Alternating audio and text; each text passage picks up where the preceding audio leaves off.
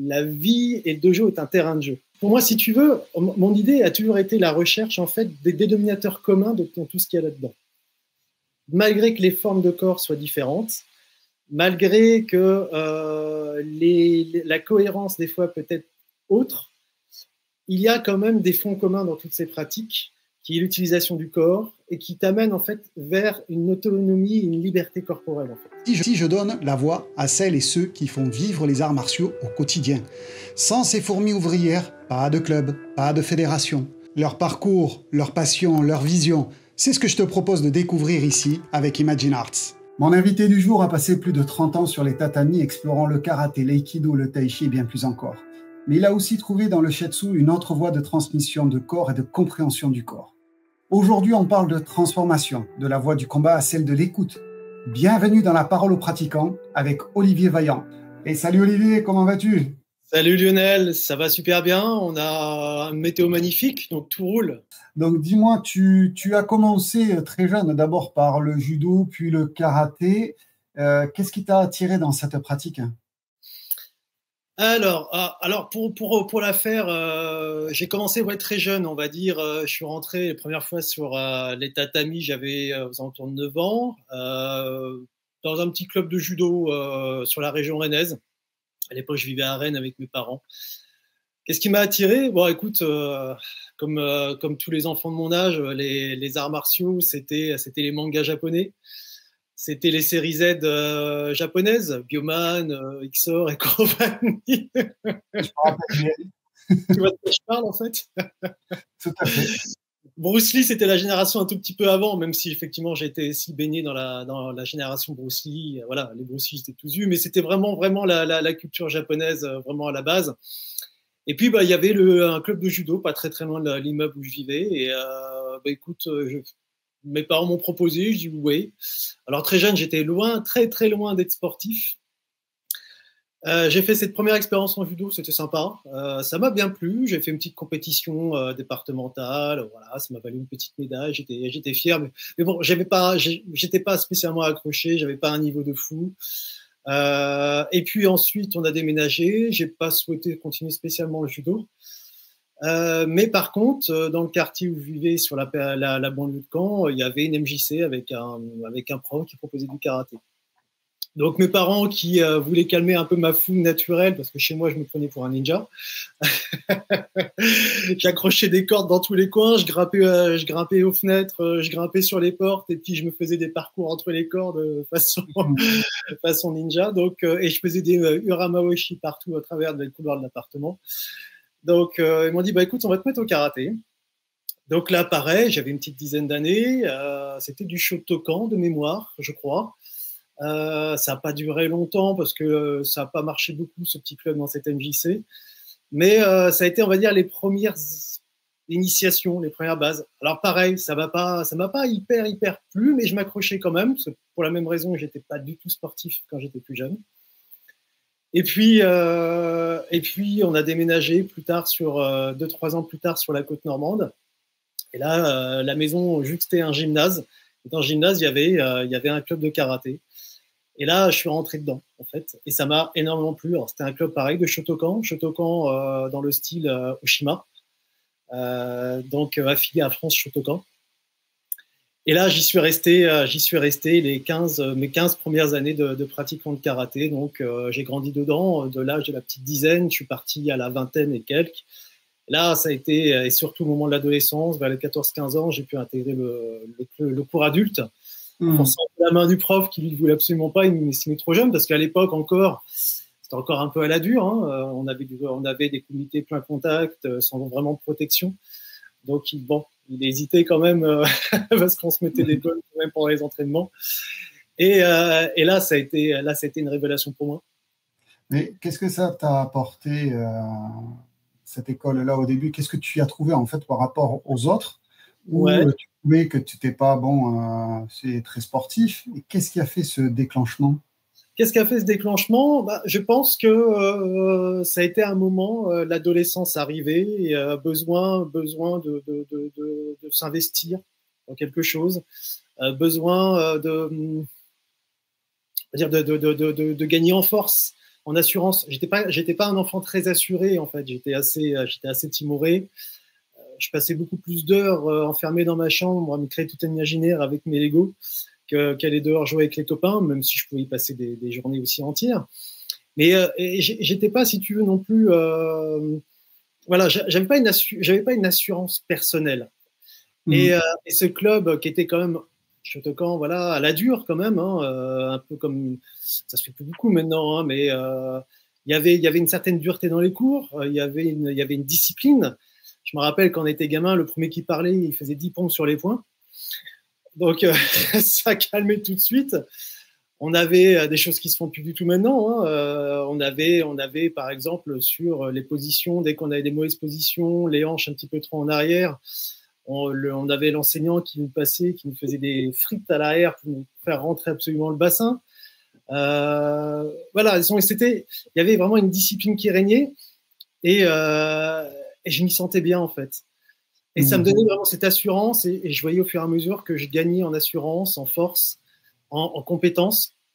Et ça me permettait en fait dans la vie de tous les jours face aux gars dans le collège ou à la vie extérieure d'avoir moins peur, de me sentir plus à l'aise quand je pouvais sortir dehors, ce genre de choses.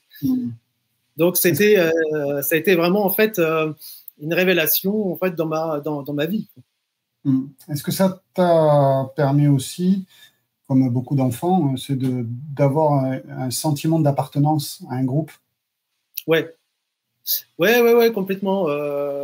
J'avais pour habitude de dire que mon premier professeur, Alain, il était un peu un second père pour moi en fait.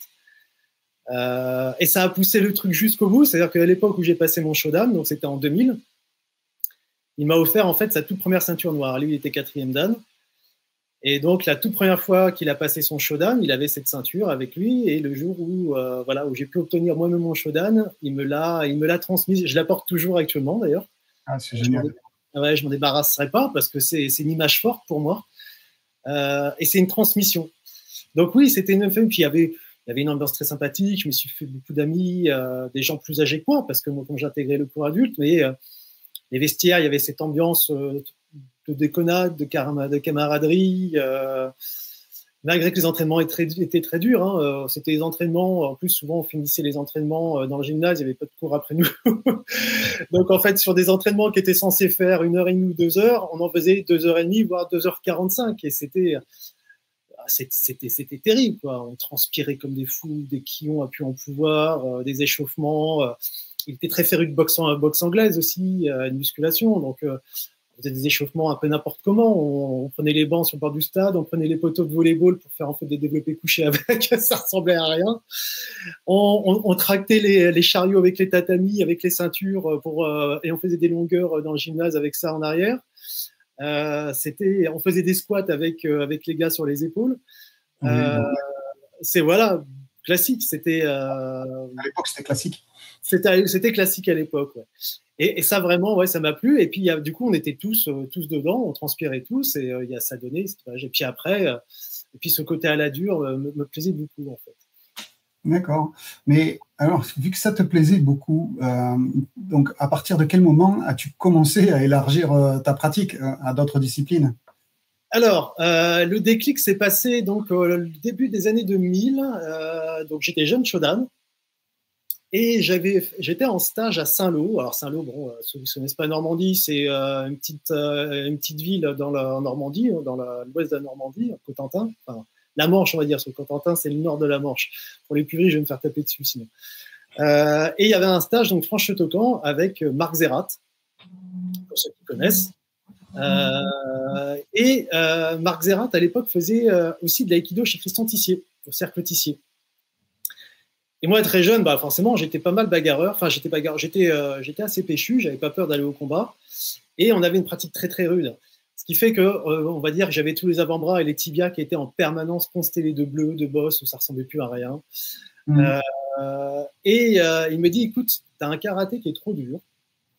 apprendre un peu plus de souplesse. Et par exemple, moi, je fais l'aïkido avec Christian Tissier au Cercle Tissier. Alors, à l'époque, je connaissais l'aïkido, mais de loin. Pour moi, quand on parlait d'aïkido, c'était un mix entre le judo et le karaté. Tu vois. Donc, ouais. Ça n'a rien à voir. C'est vrai, toute ta caisse, hein, c'est ce qu'on disait à l'époque. C'est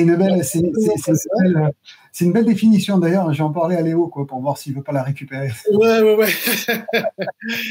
Et donc, il m'a dit, écoute, moi, je fais l'aïkido. Va voir de côté de l'aïkido, je pense que ça peut t'intéresser. Et le hasard a fait que quelques années plus tard, j'ai déménagé, j'ai fait construire une maison un peu plus loin avec ma femme et j'ai dû quitter mon club en fait de cœur de karaté. Et il n'y avait pas vraiment de club en fait dans le coin qui m'intéressait. Et j'ai dit ça va être l'occasion, vaille que vaille, je vais aller faire l'aïkido, je vais voir ce que ça vaut. Donc j'ai découvert un premier club donc sur Hérouville-Saint-Clair, qui est en banlieue de Caen. J'ai plutôt bien accroché, je trouvais ça sympa. J'ai pu obtenir mon Hakama là-bas, voilà, au bout de 3 ans de pratique.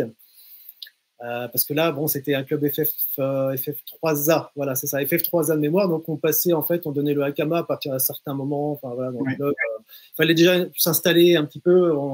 Voilà, je sais que c'est différent dans plein de clubs d'aïkido. Il y en a c'est directement le Hakama, d'autres c'est du Shodan. Bon, voilà, ça c'est. Et puis, alors petite anecdote, j'ai fait mon tout premier stage d'aïkido, j'avais 3 mois d'aïkido, et là Christian Tissier vient sur Caen. Ah, sympa. Ah ouais, et là je dis je peux pas louper ça quand même. Christian Tissier, c'est quand même la sommité française de l'aïkido, donc je me présente au stage. Et puis là, j'ai eu le culot d'aller pendant la pause de la matinée, d'aller le voir alors qu'il buvait son café. Je lui dis écoutez. Tissier, on a une connaissance commune, s'appelle Marc Zerat. Et il me dit waouh, Marc Zerat, super karatéka, vraiment, le mec, il est vraiment très très bon. Mais je dis voilà, moi je suis bien, je prends Shotokan, je connais un peu Marc Zerat, j'ai fait quelques stages avec, et il m'a dit va voir du côté de l'aïkido, ça va t'intéresser. Et là, qu'est-ce que j'ai pas dit? À la reprise des cours au matin, devant le parterre, il devait y avoir fallait peut-être une petite centaine de gradés. Il y avait les directeurs techniques régionaux, nationaux, tous les hauts gradés de la FF3A, etc. Et là, il m'appelle en tant que cooké. Là, imagine déjà la tête. Et donc, il voulait démontrer une technique sur Oitsuki Jodan. Donc, il me propose, il me dit, écoute, tu me fais Oitsuki Jodan. Ou Chudan, non c'était Chudan, non c'était bien Jodan, ouais c'est ça. Et donc je lui fais un premier Oitsuki Jodan, il me dit non mais ça c'est nul, tu me refais un autre. Je dis bon je remets un autre un petit peu plus appuyé, mais non, il me dit écoute tu me mets un Oitsuki Jodan comme Marc Zerat te l'a appris. Là j'ai balancé une patate, il a pris plein de mâchoires. Il a dit bon ok on va pas lui dire une 4e fois, et là il dit mais quand tu me remets la même. Et là, en fait, je l'avais en face de moi, il a disparu de mon champ de vision, il était dans mon dos, il m'avait attrapé le poignet, il s'arrête, il me regarde, il me fait « Tu sais chuter ?» J'ai dit « Écoute, j'ai 3 mois d'aïkido, la chute, c'est pas trop ça, mais je te fais complètement confiance. » Et j'étais effectivement en totale confiance, on sentait qu'il y avait en fait quelque chose qui se dégageait de lui. Et là, j'avais à peine fini ma phrase que j'étais projeté 3 mètres plus loin.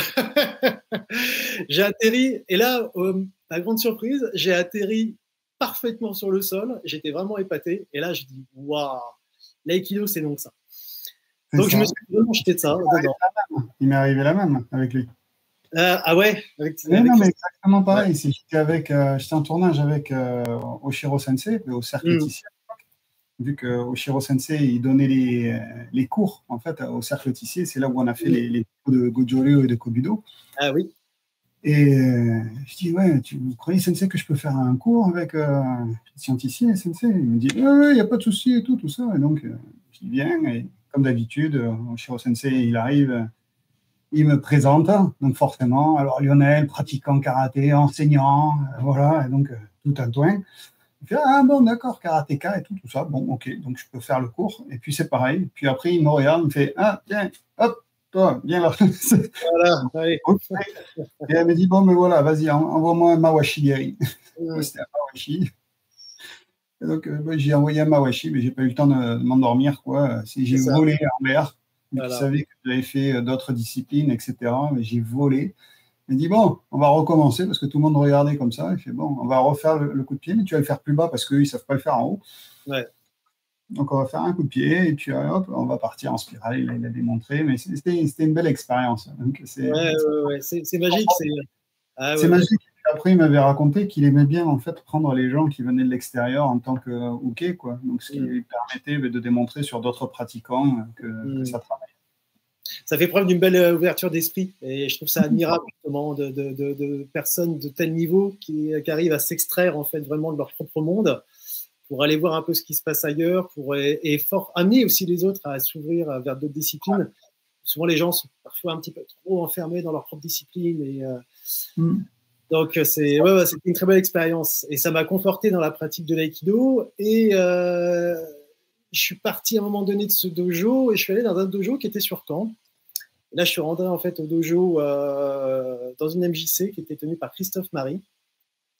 Et là, j'ai explosé en aïkido parce que là, vraiment, Christophe était un véritable budoka, élève de Tamura Sensei, élève de Tiki. Enfin, il est devenu de la Fédération européenne de Iaido, donc avec tous les grands Iaidoka d'Europe, Tiki, anciennement René van Drogenbroek également. Ils ont cofondé, donc c'était toute cette grande clique vraiment de la FFAB, de tout, avec Jafraji, etc. Et Christophe était quelqu'un d'extraordinairement gentil. Pour moi, il incarnait toutes les valeurs du budoka, en fait. Et j'avais énormément d'amitié avec lui. Je m'engageais énormément, il le voyait. Et là, je travaillais l'aïkido sans arrêt. Ce qui fait que je suis resté environ 12 ans avec lui. Payer son âme maintenant, parce que malheureusement, il est décédé il y a 3 ans, à peu près, malheureusement, d'une tumeur du cerveau. Ça m'a énormément chagriné, malgré que j'avais un petit peu perdu de vue parce que j'avais arrêté l'aïkido. Mais je me suis plongé complètement dedans. Donc, j'ai écumé, en fait, partout où j'allais en France. Je faisais les stages Aikido. J'ai servi, en fait, de serpillière avec mon Akama sur tous les tatamis aussi. Sur 12 ans d'Aikido intense, on va dire que j'ai dû faire 10 ans de Hooké. Et à ce moment-là, après, je suis effectivement devenu Dori en tant que tel. Et puis, je me suis dans l'étude du Aikido avec Christophe. Ça a été extraordinaire. C'était extraordinaire. Et donc, ça m'a apporté, effectivement, cette souplesse, cette vision différente dans le karaté. Le travail de la posture, le travail d'une autre forme de maï, également le travail des angles, parce que le travail du sabre est très, très présent. Ce côté de pointu, effectivement, de la pointe du sabre que tu peux retransmettre autant dans ton corps, dans ta vision, dans le bout de tes mains, de tes doigts, etc. Ça a vraiment, en fait, subi ma pratique. Et puis, j'ai quitté l'aïkido parce que mon fils, Théodore, que tu as pu voir au 24 heures du samouraï, là, c'est les 2 fois qu'il est venu, vers l'âge de 8 ans, a voulu faire des arts martiaux. J'ai demandé à Christophe, je lui ai dit, écoute, je sais que tu ne prends pas les enfants, mais est-ce qu'il pourrait venir quand même? Il m'a dit, écoute, non. Pour moi, si je transmets à des enfants, alors après, on est d'accord ou pas d'accord, mais il me dit, pour moi, je vais être obligé, en fait, d'altérer le fond vraiment martial. Autant que ce soit avec le sabre qu'avec la pratique d'aïkido, je vais être obligé de transformer pour pouvoir l'adapter aux enfants. Et pour moi, c'est une perte vraiment du sens martial. Donc, je lui dis, écoute, il n'y a pas de souci. Et j'ai dit à mon fils, tu sais quoi, tu vas faire du karaté comme ton père, ça va te former, ça va te faire rentrer dans le monde du sport de combat, des arts de combat. Et donc, du coup, je l'ai accompagné.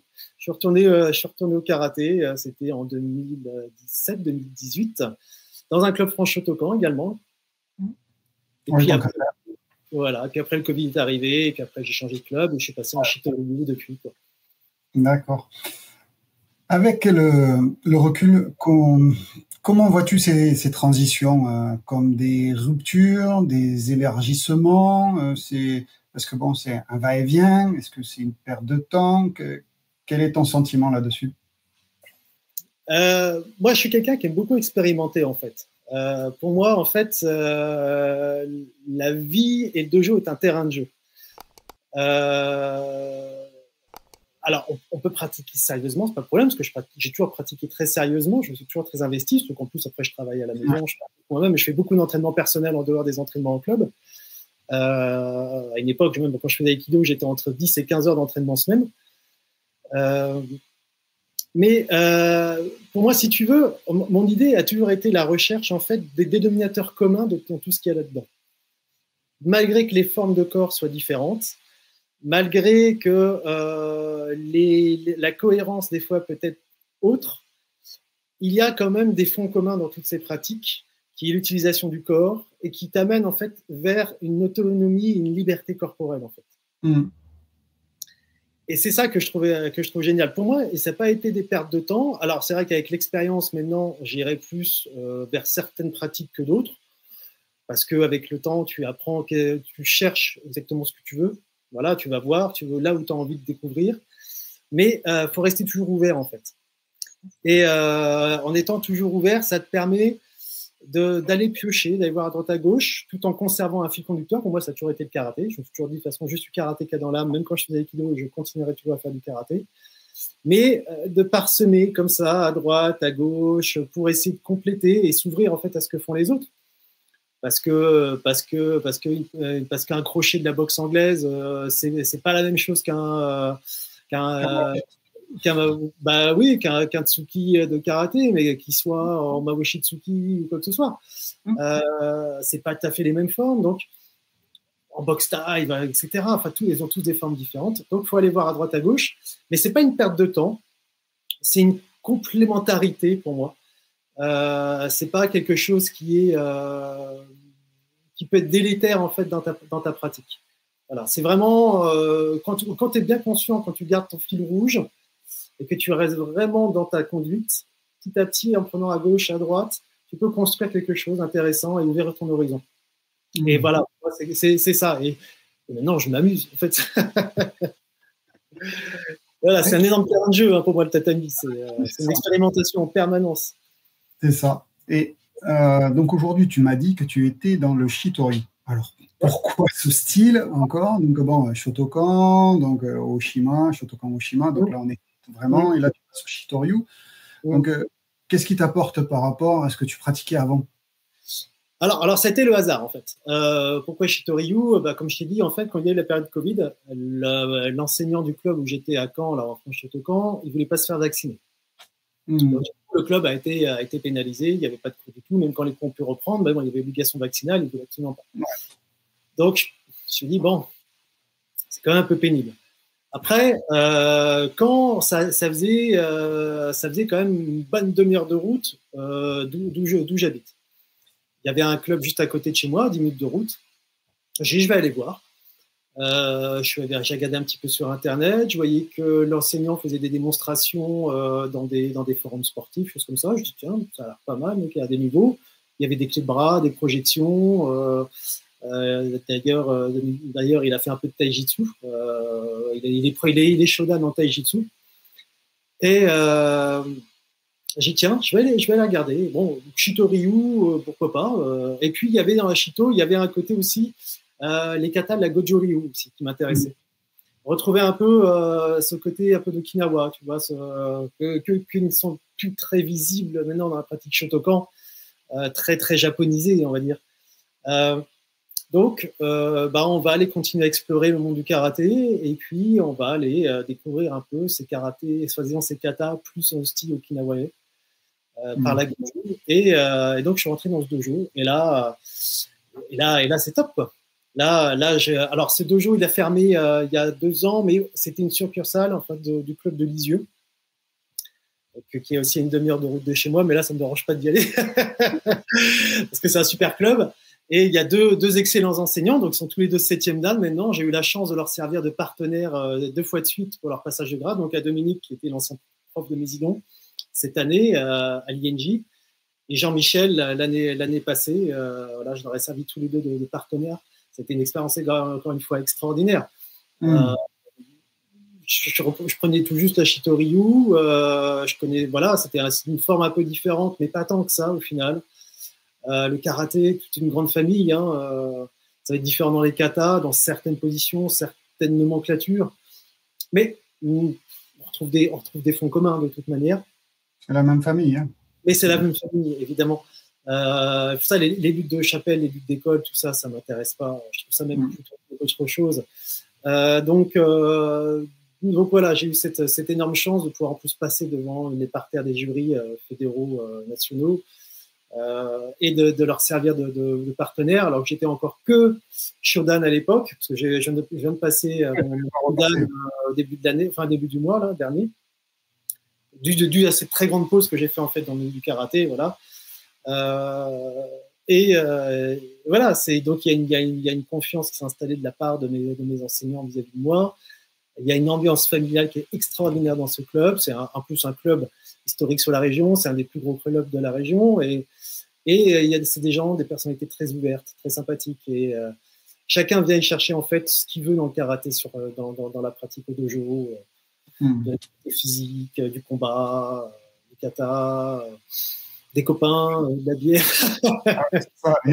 Il y a vraiment toujours plein de choses à récupérer de nos jours dans le karaté.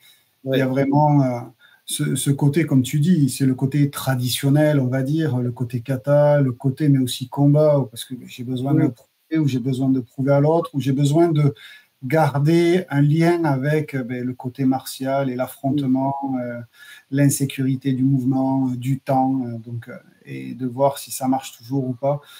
Mais aussi le côté communautaire qui est créé à travers ça. C'est très très important. Je trouve que dans un club, dans un dojo, il faut qu'il y ait ça. Il faut que ce dojo, un club doit être un peu une seconde famille, selon moi. Il faut qu'on s'y sente bien, et il faut qu'il y ait un bel esprit. Alors après, chacun là, voit ce qu'il a envie de voir. Certains vont préférer dans le côté peut-être plus martial, plus militaire, plus académique. Pour eux, ils vont y voir aussi une famille, parce que tous les gens sont comme ça, donc évidemment. Là, c'est différent. On est dans un style plus. J'ai la chance d'avoir en plus 2 enseignants qui sont 7e dan, c'est quand même pas fréquent quand même dans un club. Qui ont 2 visions totalement différentes du karaté, mais très complémentaires. L'un est beaucoup plus axé combat compétitif. L'autre, qui est d'ailleurs, Jean-Michel a un très grand passé d'ailleurs dans le combat. Il a fait partie de l'équipe de France militaire de combat, donc il a côtoyé quand même beaucoup de monde. Dominique, lui, est plus dans le karaté-jutsu, par exemple. Il a été 2 fois champion de France senior de kata également. Donc, c'est quelqu'un qui détaille beaucoup les katas, qui se sert des katas, en fait, comme la base de son enseignement. Il va extraire des morceaux qui vont servir de kion.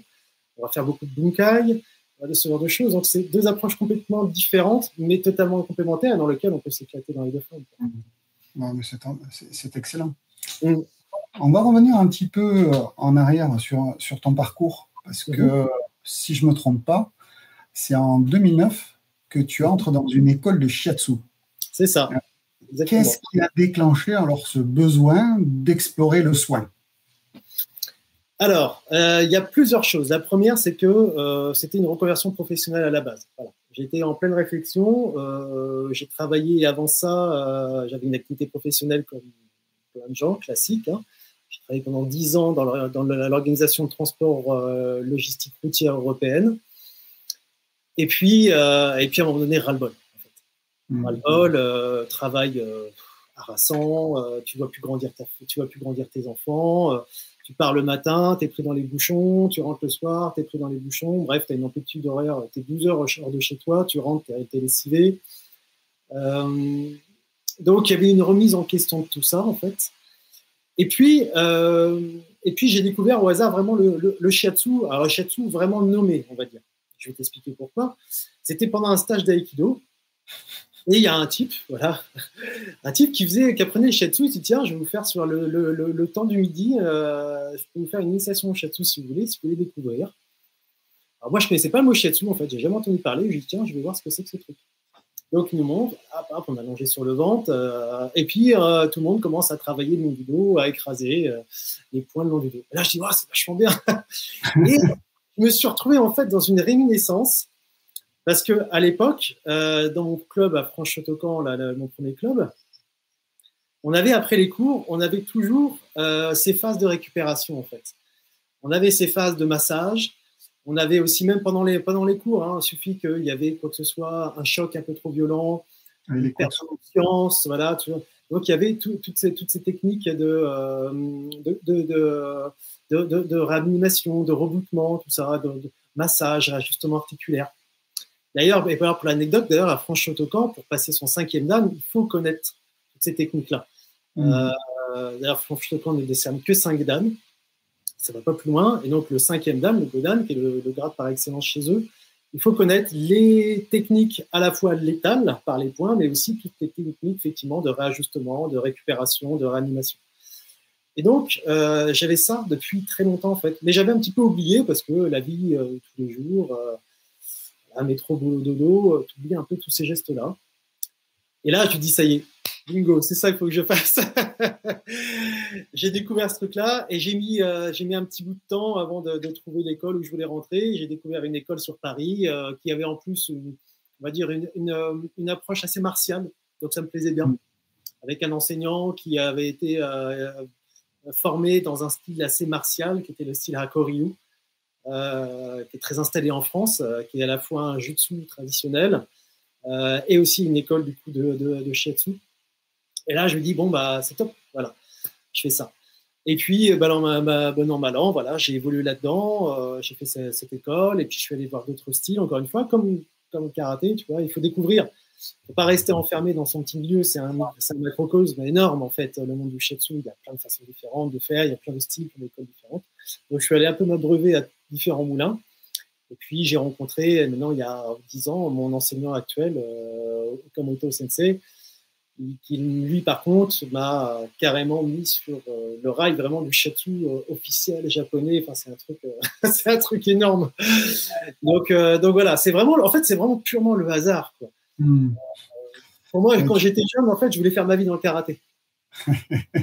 Je voulais partir au Japon, je voulais faire que du karaté, être prof de karaté, vivre au Japon. Enfin voilà, j'étais dans ce délire-là. Ouais, je le comprends parfaitement. Mais tu sais, moi, la première fois que j'ai touché au shiatsu...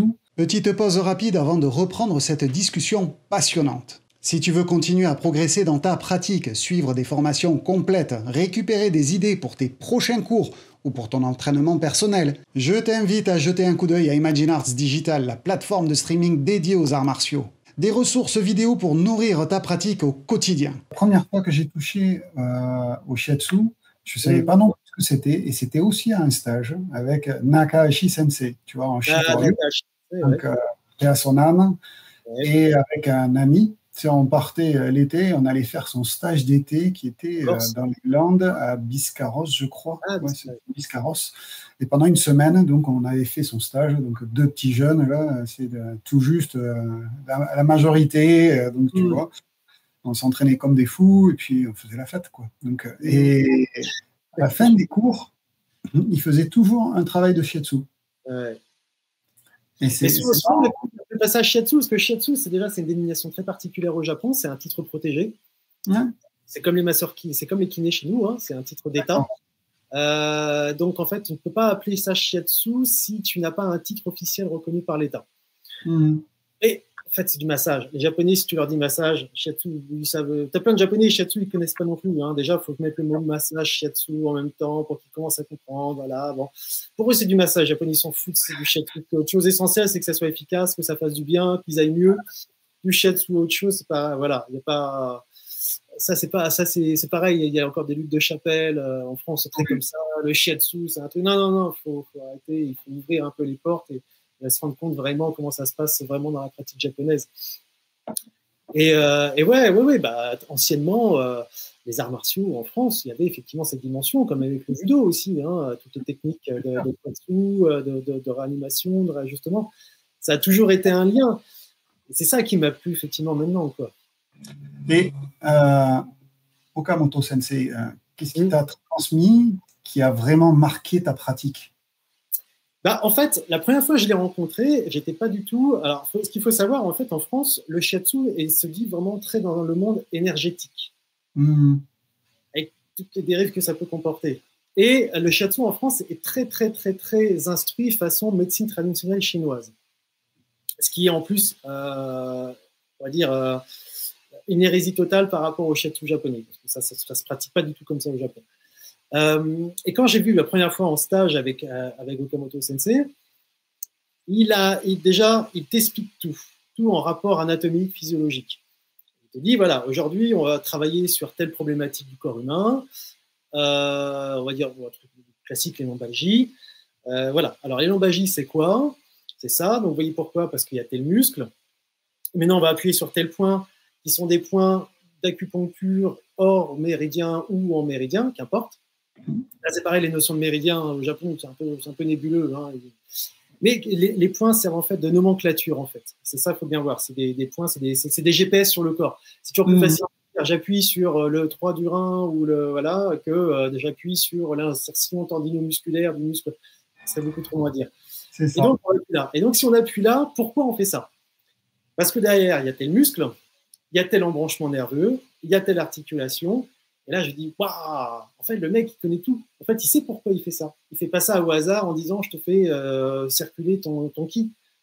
Ce qui est souvent le cas, en fait. On fait des trucs, c'est un peu des fois tiré par les cheveux. Et là, le gars, il t'explique tout. Et là, je dis, là, on est dans un autre monde. On est vraiment dans de la connaissance purement anatomique, physiologique. On sait quand on fait une pression en shiatsu, quel effet elle a sur le corps, parce qu'on sait pourquoi on l'a fait à cet endroit-là, qu'est-ce qu'on vise, qu'est-ce qu'on cible. Dans sa pratique, le shiatsu kuretake, c'est donc le style qu'il pratique. L'école kuretake est au Japon la plus ancienne école d'État en pratique de médecine traditionnelle japonaise. À l'origine, c'était de l'acupuncture et de la moxibustion. Le shiatsu s'est intégré un petit peu plus tard par le biais de Sakakibara Sensei, qui était donc l'enseignant de Kamoto. Et il s'est formalisé avec ça. Et il y a en plus une vision extrêmement pragmatique et un travail vraiment sur la posture, la position juste, l'angle juste du corps pour à chaque fois être parfaitement, faire la pression exactement sur les endroits où il faut, à l'angle qu'il faut, et avec une posture où tu peux envoyer suffisamment de force sans trop utiliser ta force, c'est juste par des effets de mécanique, des effets de levier, et avec une posture également qui te préserve en tant que praticien. L'idée, c'est, après les nombreuses heures de pratique tous les jours, toutes les semaines, c'est pas de faire mal au bas du dos, c'est pas de faire mal au pouce, c'est pas de te faire mal aux épaules. Donc tu adaptes, en fait, un positionnement pour te prévenir de tous les troubles musculo-squelettiques dus à ta pratique. Ouais, d'où ce qu'on parlait quand on était aux 24 heures du samouraï, c'est que c'est un vrai défi aussi pour toi et ton équipe de gérer les 24 heures c'est de faire 24 heures, de tenir 24 heures. Quoi. Donc c'est aussi... Ouais, c'est... Là, tiens, pour la petite anecdote, cette année, je suis venu avec un ostéopathe que j'ai formé l'année dernière. Et en fait, il s'est rendu compte à un moment donné, on était au début de la nuit, il s'est dit, mais la vache, c'est vachement sportif votre truc. Parce qu'il donnait, tout le monde enchaînait. Alors surtout qu'en plus, 24 heures, c'est des pratiquants martiaux. Donc évidemment, ce sont des gens qui sont repus au corps, qui ont l'habitude d'endurer leur corps, de recevoir des coups. Voilà, c'est des gens durs au mal. Donc si on veut des résultats, on est obligé d'y aller. tu te retrousses les manches, tu te serres ton tenugi pour la transpiration, tu vois, et puis tu vas à fond. Et lui, il se rendait pas compte du tout de ça au départ. Et je dis, mais ouais, c'est hyper intense, c'est hyper physique comme discipline, quand vraiment tu tombes sur des gabarits importants, sur des gens qui ont besoin vraiment d'une présence, vraiment d'une force dans la pression, et on les enchaîne.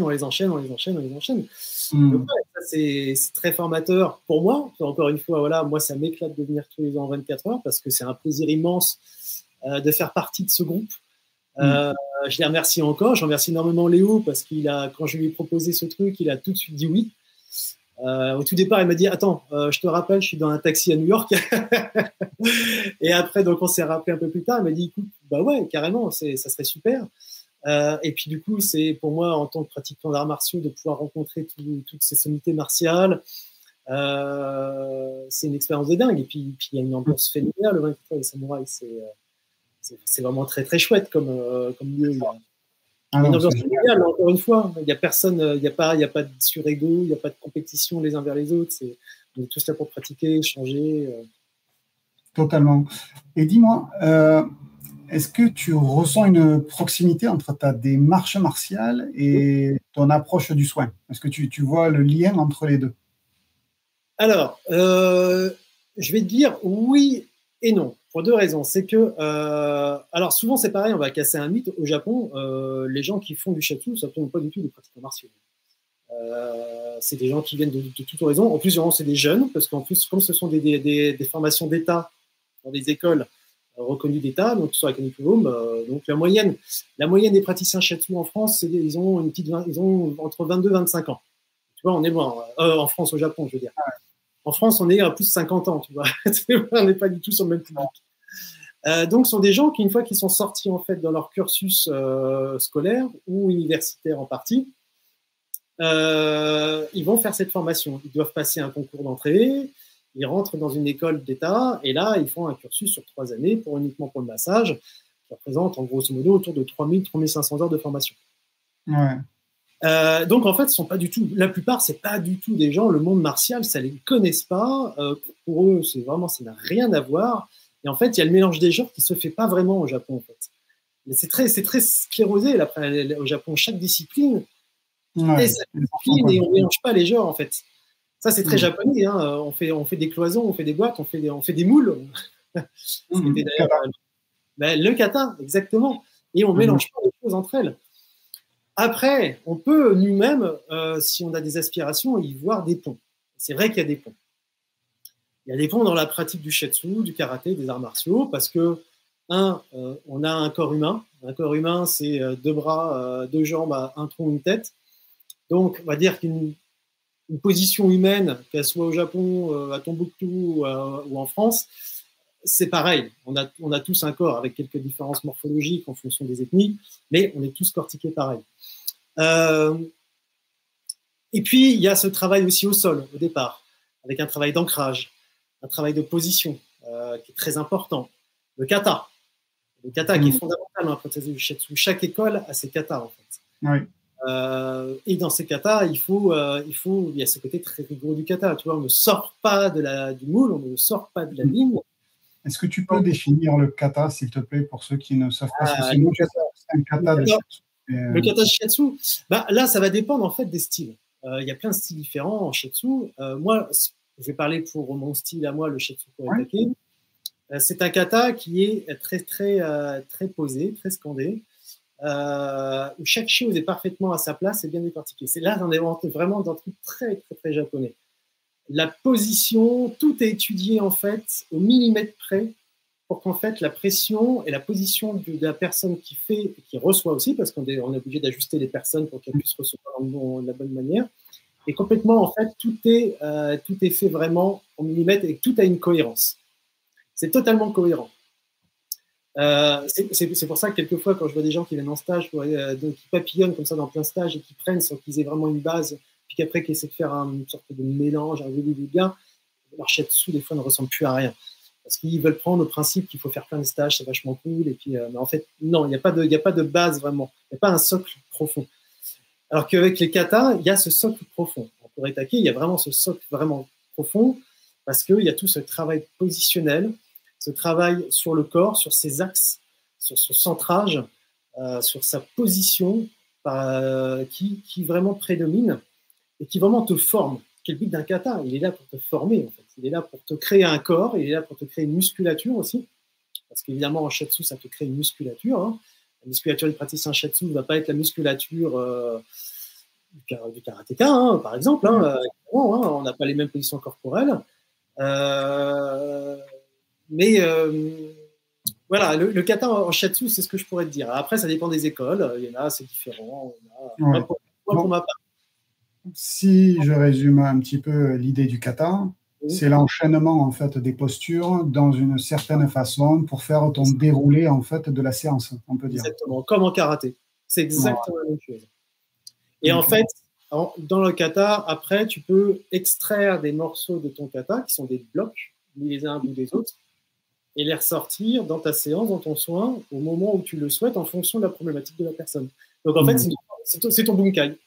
Oui, c'est ça. C'est un bunkai en fait. Donc en fait, tu as aussi par rapport à moi, ce que je connais un petit peu, parce que bon, si je n'ai pas tes connaissances du tout dans le sujet, je suis très modeste là-dedans. Et donc, c'est une ligne de base. Et après, comme tu disais, tu as tes blocs, on pourrait dire des Lego. J'aime bien ce terme de Lego qu'on utilise nous aussi, tu vois, en armes, où on construit des trucs et on peut les mélanger un petit peu, mais ça reste toujours la même brique de Lego. Exactement. Donc, et que tu peux incorporer à un certain endroit ou à un autre par rapport au receveur. Ouais. Ouais, parce que dans la forme Kuretake, il y a pas, il y a plein de styles où on travaille par méridien. On travaille pas par méridien dans le Kuretake. Donc, il n'y a pas un fil conducteur, tu vois, toute une ligne à respecter. On fait des blocs anatomiques. D'accord. Donc, ce qui est très pratique, parce que une personne qui va venir me voir parce qu'elle a des douleurs à l'épaule ou des douleurs au dos, je vais mettre mes blocs anatomiques en fonction de ce que je sais de mon kata. Ouais. Voilà, je pose, pack, pack, pack. Donc en fait, je ne suis pas un fil conducteur. C'est souvent un petit peu souvent mes élèves, quand j'ai appris, je leur fais suivre un fil au départ, une continuité pour avoir une logique de soin, mais après, je leur explique bien, voilà, vous ne pouvez pas tout faire dans une séance, c'est pas possible. Si vous apprenez tout le protocole que je vous apprends, c'est 2 heures de soin que vous pouvez faire. Mais est-ce que c'est bien pertinent vis-à-vis en fait d'une problématique sur une personne? Si la personne vient parce qu'elle a mal à la tête, parce que c'est ça, vous n'avez pas commencé à passer trop de temps à lui faire un truc sur les pieds. Elle a mal à la tête, ciblé pourquoi elle a mal à la tête. Est-ce qu'elle a des tensions au cervical? Est-ce qu'elle a des tensions dans les trapèzes? Est-ce que voilà. Et puis en fait, et après vous mettez, on va dire, vous structurez avec une hiérarchie. Elle a mal à la tête, il est évident qu'on va passer plus de temps sur la tête, sur les cervicales. Après, on va passer un petit peu de temps aussi sur le haut du dos, sur les trapèzes. On peut peut-être aller passer un peu sur les bras, histoire de dégager. On peut descendre un peu aussi à la ligne du dos. Mais on ne va pas s'acharner sur une zone qui n'est pas la zone principalement concernée. On va vraiment aller là où, en fait, il y a des tensions musculaires. Ce qui est complètement à l'inverse, en fait, de l'idée énergétique des autres styles de Shiatsu avec méridien, où un point va te disperser une énergie dans un sens ou dans l'autre, qui est, voilà, qui vaut ce qu'elle vaut. Moi, c'est pas du tout ma forme. Ça l'a été à une époque, ça ne l'est plus maintenant. Oui, il y a deux, on peut dire, deux courants, quoi. Il y a les courants énergétiques et dans le sens énergie du chi, qui, comment on veut l'appeler, et l'autre côté, le côté physique, donc c'est qu'on retrouve, et on va dire les articulations, les muscles, les nœuds, les tendons, voilà. Donc et le ki en tant que tel, en fait. Hein. Enfin, le ki en tant que tel, le ki, c'est la circulation du sang, c'est la circulation du système, de l'influx nerveux, etc. Hein.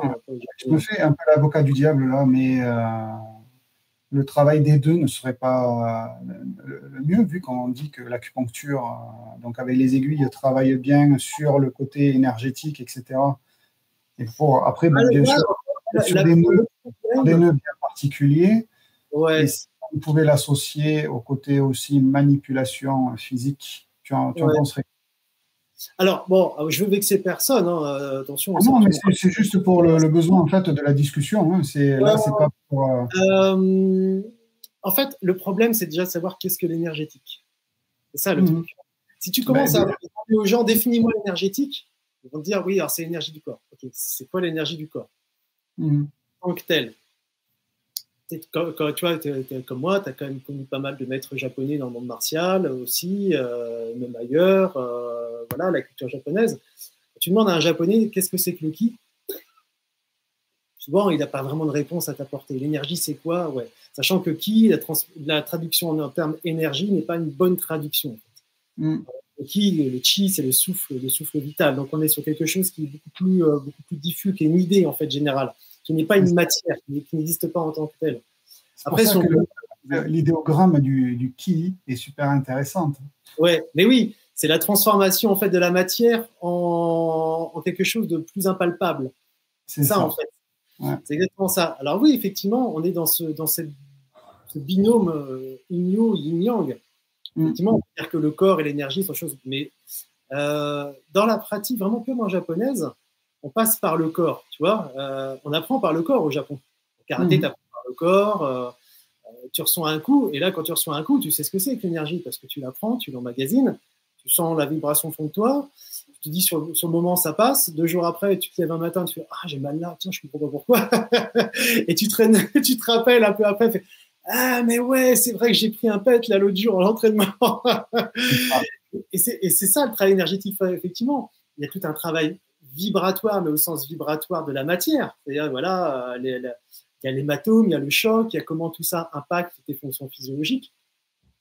Et en fait, en shiatsu, les Japonais, c'est ça maintenant. C'est-à-dire qu'on appuie sur de la matière, cette matière réagit, et cette matière réagit de manière biologique, physiologique, crée des fonctions, des réactions au corps qui vont entraîner après derrière des événements, des phénomènes. Et ces phénomènes, on peut les appeler ki à la rigueur. Et le ki ne se connaît que uniquement par sa manifestation en tant que tel.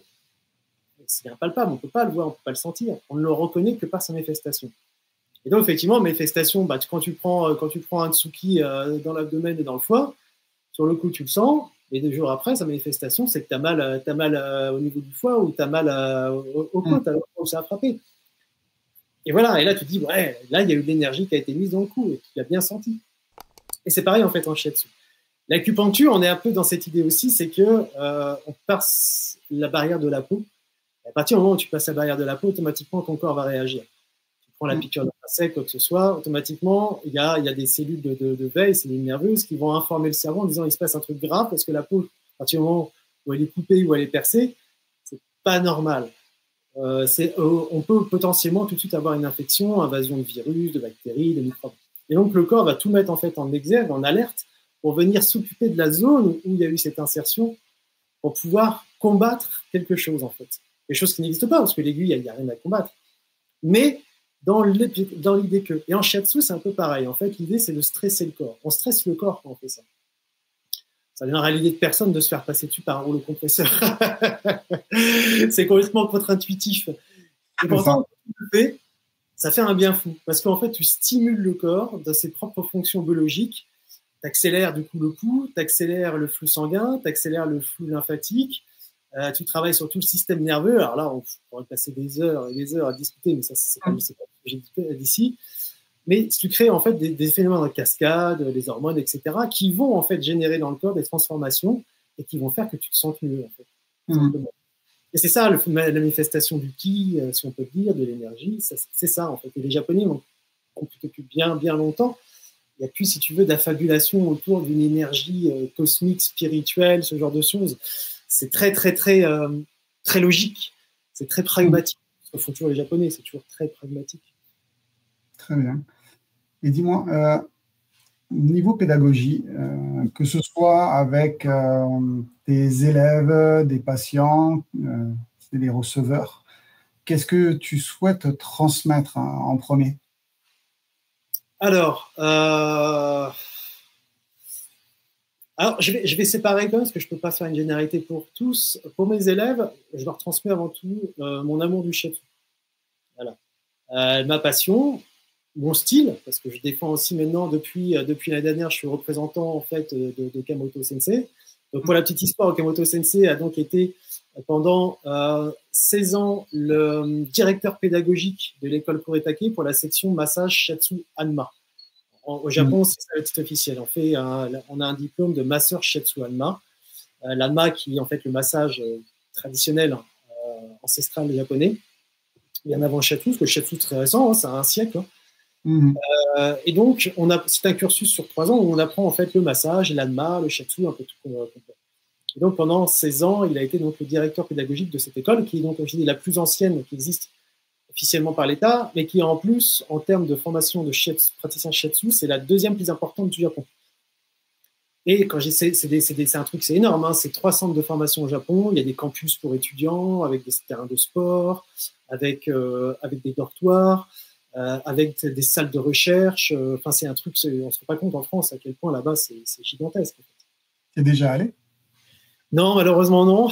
J'avais mes économies, ça avançait petit à petit, et puis le Covid est arrivé, et en fait, les économies ont servi, voilà. Et les économies ont servi à renflouer la trésorerie. Donc maintenant, je remets mes petits sous de côté, et ouais, le rêve, ça serait effectivement d'y aller, d'aller sur place, se rendre compte. Je connais parce que je suis beaucoup sur les réseaux, on parle bien de Okamoto Sensei, voilà, j'apprends beaucoup avec lui, mais non, ce foutu Covid a foutu plein de trucs en l'air, quoi. Bien sûr. Et puis maintenant, faut rattraper en fait le retard, faut rattraper ce que l'URSSAF a voulu nous prendre, alors que je pouvais pas. Et puis ma sœur Shiatsu, voilà, t'es pas Crésus en France. Hein, non.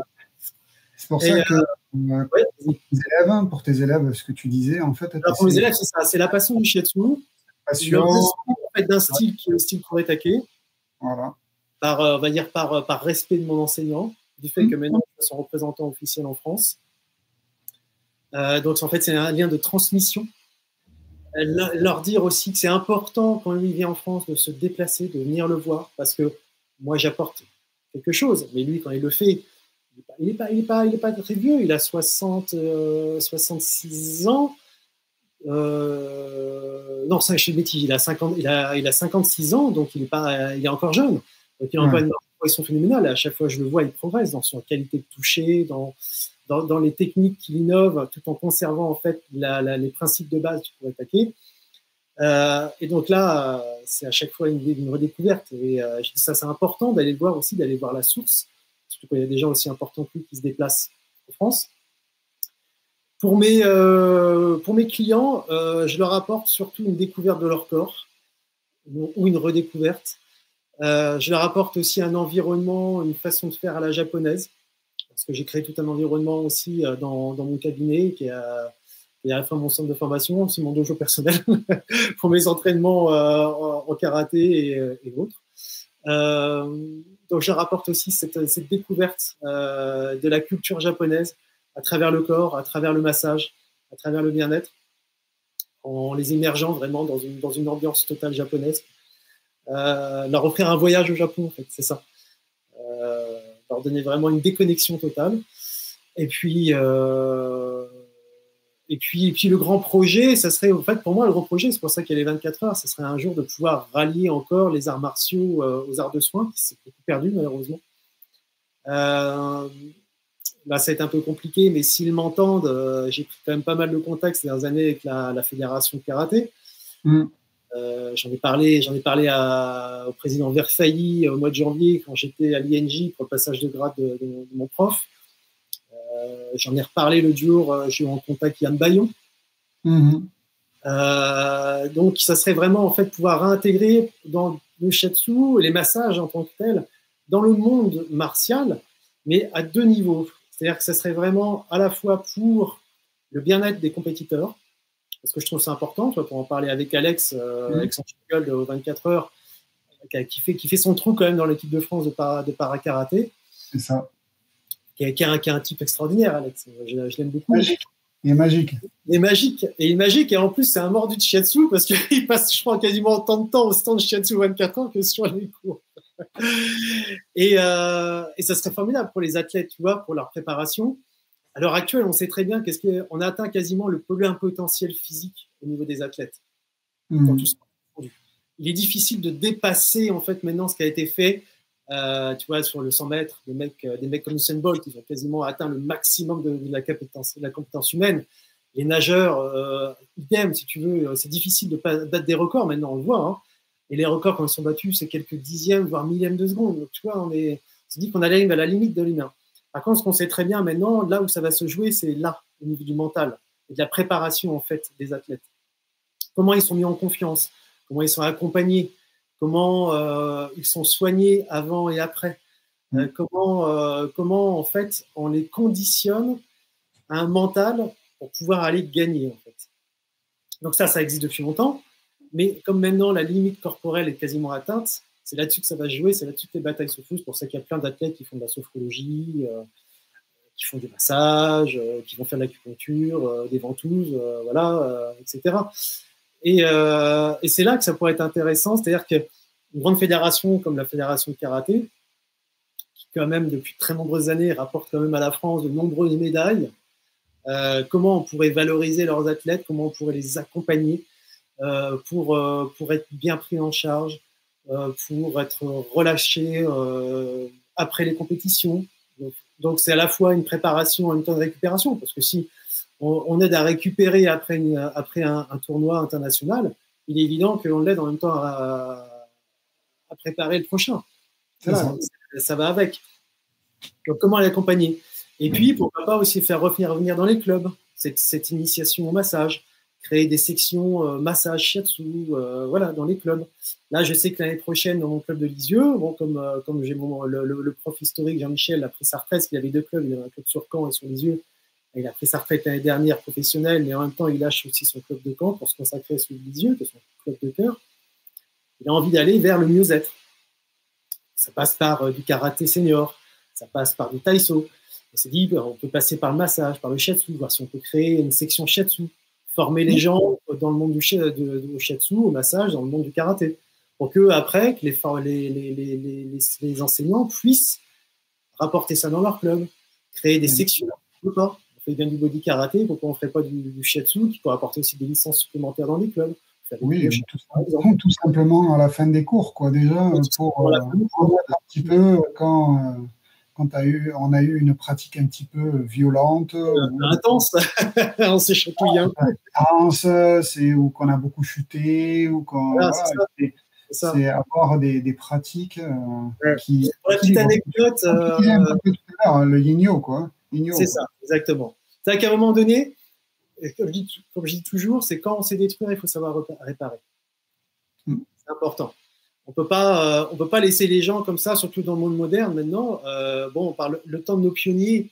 Les gars, les Dominique Valera, etc., ils se foutaient sur la tronche pendant les cours. Ils pouvaient aller au taf le lendemain avec un œil comme ça. C'était pas grave. Maintenant, c'est compliqué.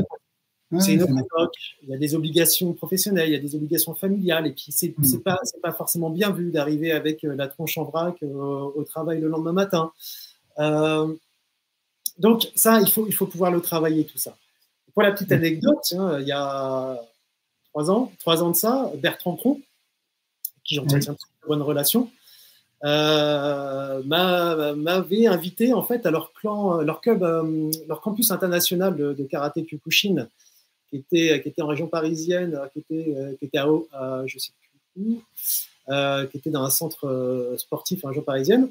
Et il m'a dit, écoute, ça serait sympa que tu viennes avec, donc je suis venu avec des élèves, leur avant-dernier jour de stage, parce que c'est des stages intensifs, celui de l'ascension, et où il y a tout le passage en fait des grades, des shodan, minidan, etc. Et ils finissent en fait leur dernier examen, leur dernier module, c'est le combat total pendant 1 heure, 1 heure et demie, où pendant ils se battent, ils se mettent des peignets pendant 1 heure non-stop. Et il dit, voilà, ce que tu peux faire, c'est venir avec tes gars et puis tu vas masser les gars, tu vas masser ceux qui passent leur grade après l'épreuve. Donc, on est passé dans les chambres, au fur et à mesure. Et pendant 20 minutes, on leur donnait une bonne séance. Alors, les gars, moi, ça m'a fait rire parce qu'il y en a, ils sont mis à hurler. Je dis, ouais, les gars, c'est bon, vous mettez des peignets pas possibles au Kyokushin, vous touchez à peine, vous touchez comme des filles.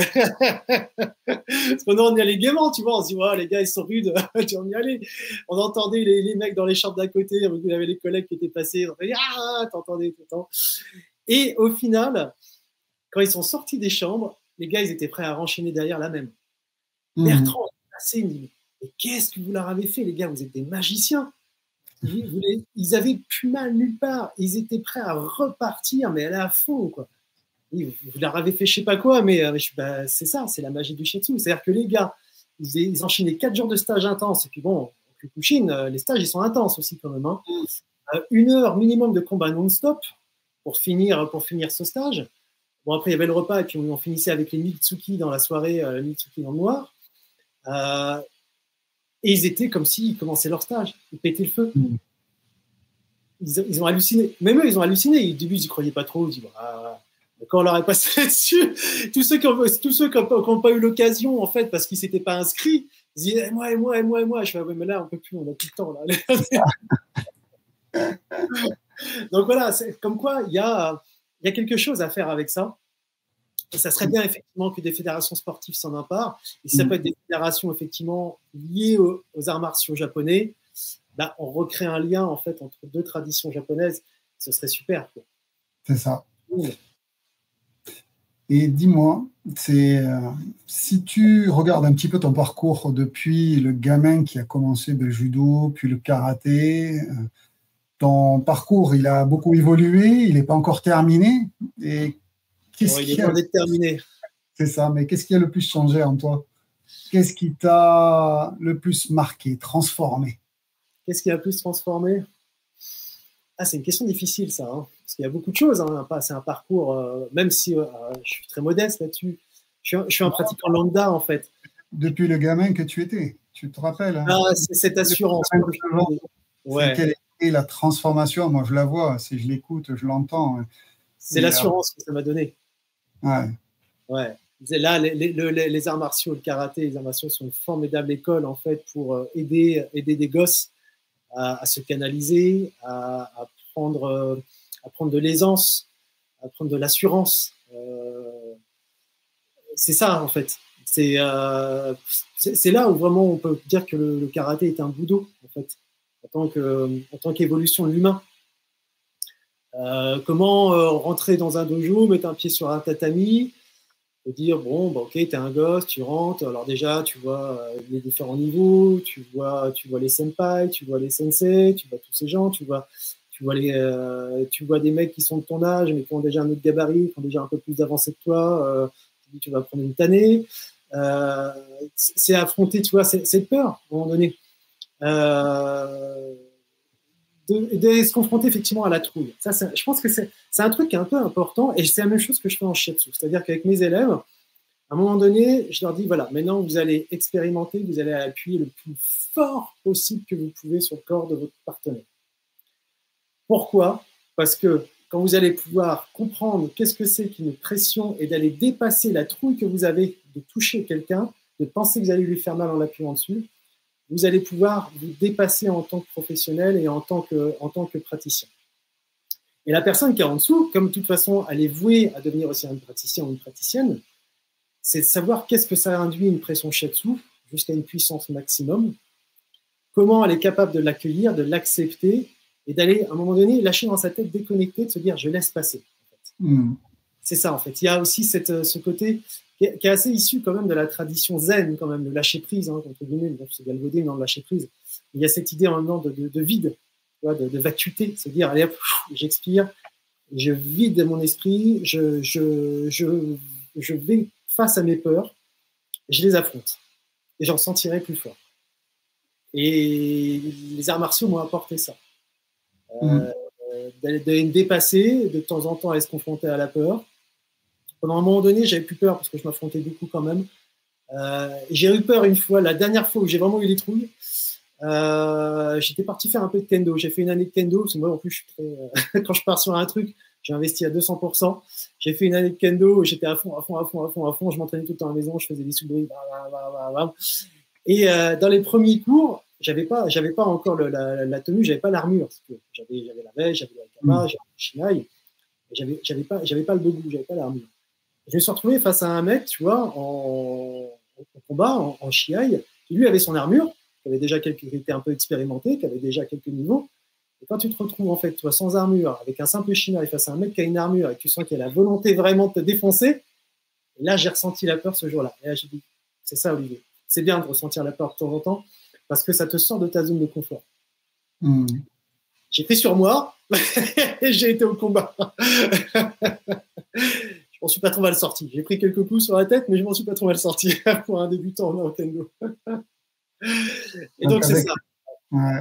Et donc avec le temps, tu as fait grandir ce petit garçon qui a pris confiance en lui, qui allait t'affronter ses peurs, qui a navigué, qui a fait plein de choses, qui est devenu représentant d'un grand maître en France.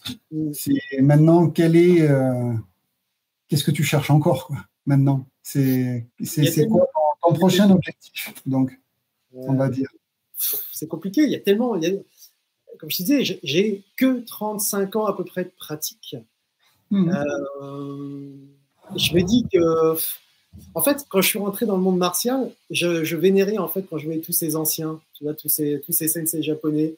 Je pense notamment encore à Oshima Sensei, qui est toujours vivant. Quand même la dernière grande légende à avoir connu Funakoshi de son vivant. Et je me dis, hein, plus de 90 ans passés, bon, il n'est plus en très bonne forme, mais il n'y a pas si longtemps que ça encore, il pouvait faire des kibedashi, tu vois, je me dis, qu'est-ce qui amène en fait ces gens dans une telle longévité? Moi, j'ai toujours trouvé ça depuis gamin extraordinaire, tu vois. Et je me dis, les arts martiaux servent aussi à ça, c'est t'apprendre en fait à travailler sur ton corps, ton mental, à te donner en fait une vision de la vie qui peut-être, en espérant, t'amener le plus loin possible dans la vie, dans la meilleure santé possible, pour être en paix avec toi-même, pour diffuser pour toi et peut-être à ton environnement une impression de bienveillance, de sagesse. Donc si je pouvais arriver là, ouais, ça serait cool. Ça serait vraiment chouette. Ouais. Je ne sais pas si j'y arriverai, mais le chemin est encore long, mais bon. Comme tu dis, c'est vieux sensei, moi je signe de suite, ça, en fait. Si je peux être comme eux, comme Kiona Sensei par exemple, qui va avoir 90 ans, qui est toujours sur le tatami, bon, à sa manière. Mais à sa manière, en fait, il a toujours la flamme, la passion, l'envie d'être présent. Et je pense que c'est un des trucs les plus importants, en fait. Et d'avoir cette ligne droite et de la garder, de ne pas se dire, bon, ben, en fait, je me suis trompé toute ma vie. Non, au contraire, elle a fait que s'enflammer au fur et à mesure et devenir un feu de plus en plus grand, de plus en plus communicatif et dans le bon sens du terme. Ouais. Et c'est pour ça, alors là, l'objectif ménager, c'est l'année prochaine, je voudrais passer mon DIF. Voilà. Après l'obtention de ce Nidan, effectivement, pour moi, les grades, pendant très longtemps, ça n'avait pas d'importance. Je voulais explorer le monde martial. Je me dis, les grades, je m'en fiche. Franchement, c'était pas du tout, pour moi, c'est pas ça qui faisait la valeur d'un pratiquant. Et puis maintenant, avec le temps, je me dis un peu quand même, parce que ça te montre un chemin. Quand tu prends du recul, tu dis, bon, je suis qu'un simple petit deuxième dan, même si j'ai une longue pratique derrière moi, mais c'est pour moi, ça me permet d'un moment donné de baliser, de me retourner en disant, voilà, j'ai ça derrière moi. C'est pour les gens que je vais entraîner derrière moi aussi. C'est pour, je sais que dans mon club, parce que à chaque fois, on me dit, mais Olivier, tu passes ton deuxième dan, mais pour nous, tu étais le cinquième. Je dis, non. Donc, c'est pour eux, en fait, aussi, pour les gens de ce club, pour eux qui me prennent, en fait, en référence, qui me prennent, on va dire, en respectabilité pour ce que je peux apporter, pour mon passé, pour mon historique martial. Leur montrer, voilà, les guider en disant, voilà, il faut avancer quand même sur le chemin. C'est bien quand même de passer des grades. C'est pas une fin en soi, mais c'est bien, et c'est aussi bien aussi pour ceux qui nous ont précédés, pour nos enseignants, parce que ça permet aussi à un moment donné de mettre une valeur ajoutée aussi à leur club, de mettre, on va dire, à un moment donné aussi effectivement une balise, un point sur une évolution de quelqu'un que tu formes, que tu continues de former. Et pour eux, c'est valorisant aussi. Donc, par respect pour eux, je pense que c'est important qu'il faut le faire. Par respect pour moi, c'est bien, mais en plus, c'est plus par respect par les personnes précédentes et celles qui arriveront après encore derrière moi, en disant voilà, on a un devoir à un moment donné, quand on a une certaine dimension dans la pratique, d'être un exemple et on va dire une sorte de guide entre guillemets, mais de référent, voilà, de référent. Et pour ça, il faut à un moment donné le marquer par quelque chose. Même si c'est pas important en soi, mais il faut le marquer par quelque chose. Et donc là, voilà, donc ce deuxième dan est fait. Là, je suis reparti. Voilà, je sais que le troisième dan, ça va le faire. Je vais repartir dedans dans 3 ans et passer ce DIF parce que c'est important aussi. Il faut donner pour participer à la vie d'un club. Ça m'arrive de temps en temps. Bon, les profs sont pas là. Ils me disent tiens, tu fais le cours Olivier. Par contre, pas de combat parce que il n'y a pas de représentant avec un diplôme. Donc, si avec quoi que ce soit, ça va être un problème.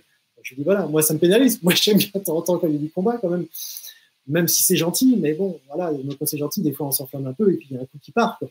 Donc pour les sécuriser eux aussi, sécuriser moi bien sûr. Donc ouais, là ça va être l'objectif pour l'année prochaine d'obtenir un DIF. Et voilà, pour remercier aussi ceux qui me suivent et qui me font confiance dans ce club et qui veulent que je progresse et amener toujours plus loin les gens du club aussi. C'est ça, la parole aux pratiquants, c'est être maillon et on reçoit, on redonne, on transmet, on partage, on échange. On n'est pas forcément sur la même chaîne, mais on est sur la même voie parce qu'on fait partie des mêmes choses. On comprend les autres quand on les écoute, quand on comprend.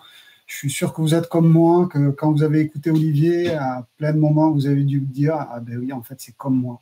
Le parcours est comme moi. » Pas avec les mêmes mots, avec les mêmes disciplines, mais c'est la même flamme qui nous prend.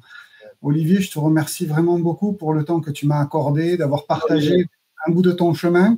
Je te souhaite un très bon voyage. Et si vous voulez continuer à le retrouver, à le suivre, à aller discuter avec lui, n'hésitez pas. Je vous mets les liens juste en dessous dans la description. N'hésitez pas, allez à sa rencontre. C'est quelqu'un de charmant. Et puis, de toute façon, vous le retrouverez aux prochaines 24 heures du Samouraï, par exemple. Un peu, ouais. Moi, je voulais te remercier infiniment, Lionel. pour ta proposition. Quand j'ai vu ton message, ça m'a énormément touché parce que je suis un pratiquant, comme je disais, lambda. Ta chaîne sur la parole aux pratiquants m'a fait énormément de bien pendant la période Covid.